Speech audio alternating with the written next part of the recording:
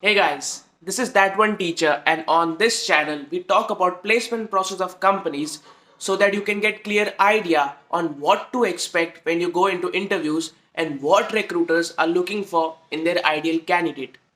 So today we'll be talking about placement process of Wipro. Few of my friends from different colleges work in Wipro and this video is based on their experience. So let's start by answering the most important question. What is the package offered by Wipro at the time of placements? Wipro offers 6 to 7 lakhs per annum to candidates from tier 2 and tier 3 colleges. Not only that, Wipro recently had a change of CEO and has been on acquisition spree of different companies and has been acquiring a lot of new clients. Wipro has become one of the leading companies in the field of artificial intelligence and has won AI Game Changer Award from NASSCOM in 2021. All these moves have resulted in increase in stock prices of Wipro by 70% in one single year. This goes to show that Wipro is determined to become number one IT company in India and in the world. And they want candidates who can help them achieve that. If you are that candidate, then let's look at the placement process of Wipro.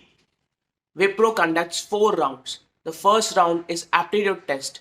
Then there are 2 rounds of group discussion and then there is interview. Let's start with aptitude test. Aptitude test has sections like quantitative aptitude, DILR and essay writing. For quantitative aptitude and DILR, use RS Aggarwal for preparation. For essay writing, the topics were based on social issues like the role of social media, the growing financial gap between rich and the poor, COVID-19 and its impact, etc. While writing your response, support it with relevant facts and examples. And remember, the length of essay should be 100 to 200 words only. The next 2 rounds were of group discussion. The topics of GD were based on current affairs or social issues. The topics were like GST bill, role of Indian media, should alcohol be banned in India, is the current educational system of India any good, do subjects of movies and TV shows affect the society or is it vice versa? When you are participating in group discussion, there are 2 scenarios that you could face. First scenario is when you have good knowledge about the topic. If that's the case, then throw some statistics and facts when you are presenting your opinion. Because people can disagree with your opinion, but they can never deny the fact. And this gives you an advantage. Try to start and conclude the group discussion. The second scenario is when you don't have enough knowledge about a topic. Then how should you participate?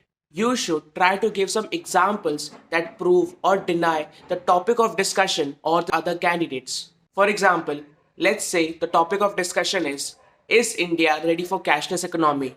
And somebody's like 50% of Indians still do not have internet connectivity, which is the major driver for cashless economy. That means India is still not yet ready. Then you can counteract the statement by saying that internet is not the only way to move towards cashless economy. There are other cashless transaction methods as well, like DD and checks.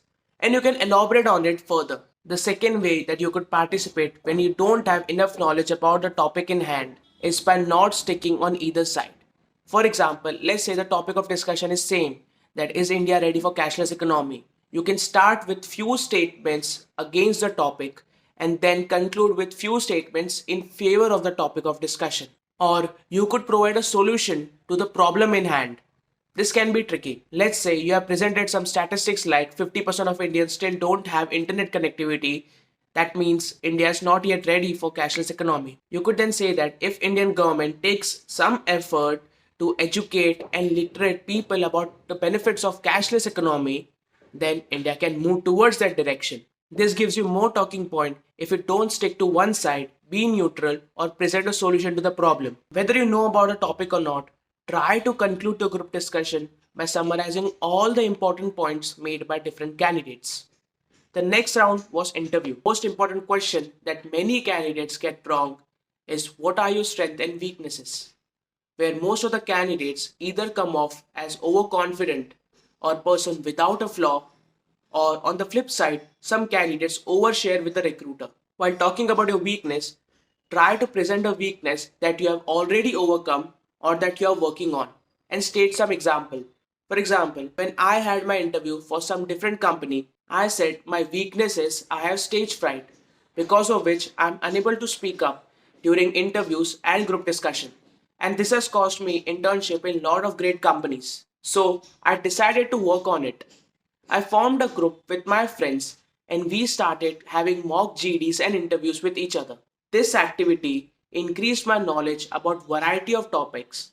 Plus, it made me familiarize with the environment of GDs and reduce my nervousness. And this has also helped me in clearing group discussion round of your company. Now let's see how can you present your strengths. For example, let's say that you have stated your strength as leadership skill. Then try to present some examples where you have shown your leadership skill by managing an event or in your internship.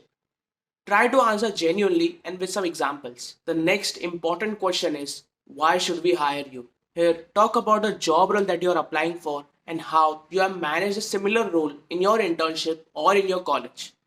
For example, let's say that you are applying for a market research role. Then talk about how you have done research in your final year project of MBA and explain the process. Let's say you are applying for a business analyst role where you have to work with different technology and design teams. Then talk about instances in your life, in internship or in your college where you have managed different teams and that's why you are a great fit for this role and that's why they should hire you. There were other questions like, tell me about yourself. What are your short term and long term goals? Why did you choose MBA? We have discussed in length about all these questions in different videos. You can check out the playlist by clicking on the I button. Share this with your friends who are preparing for Wipro and subscribe to the channel to get notified about our next video when it comes out.